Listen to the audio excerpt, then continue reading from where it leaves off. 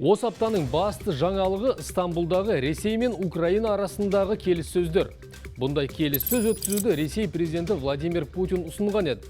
Бұл ұсынысты Украина басшысы Владимир Зеленский де қолдап, Стамбулда тіпті Владимир Путинмен жеке кездесуге дайын екенін жариялаған. Осыдан кейін әлемдік бақ сарапшылар Путин мен Зеленский Түркияда кездесе ме, кездесе оқиға әрі қарай қалай өрбейді деген неше түрлі сценарийлерді болжай бастады. Алайда келіссөз қарсаңында сәрсенбі кешкісін Владимир Путин Украинамен келіссөз жүргізетін Ресей делегациясының құрамын бекітті. Оны президент көмекшісі Владимир Мединский бастап баратын болды. Ресей президенті Түркияға ұшып барса, таяу шығыста жүрген Дональд Трамп та өз жоспарын ысырып қойып, Стамбулға баруға бекініп отырған еді. Енді Трамп та Түркияға бармайтын болды.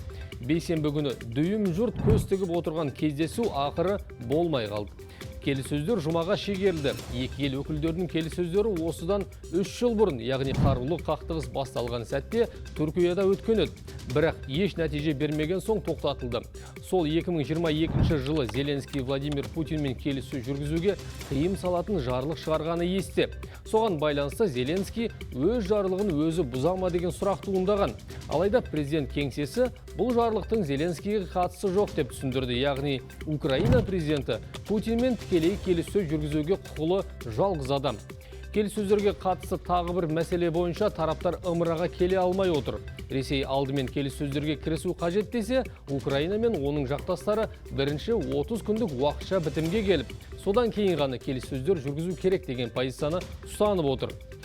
Түркияға барар алдында берген сұхбатында Зеленский соғыс 10 жылға созылмайды, бұған Украина шыдай алмайды деген болатын. Франция президенті Эммануэль Макрон атыс тоқтатылғанға ғана Украина қолайлы гуманитарлық жағдай қалыптасып, территориялық мәселелерді талқылауға мүмкіндік туады деген еді.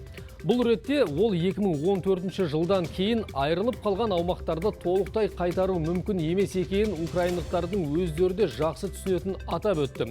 Егер Ресей атысты 30 күнге тоқтатуға келіспесе, Еуропа көшбасшылары санкцияны күшейтеміз деп отыр.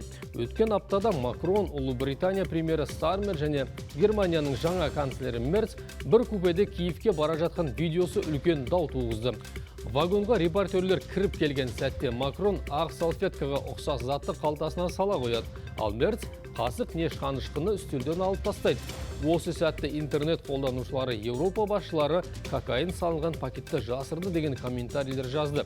Алайда Елисей сарайы бұл нұсқаны бірден жоқта шығарып, ақпаратты фейк деп атады.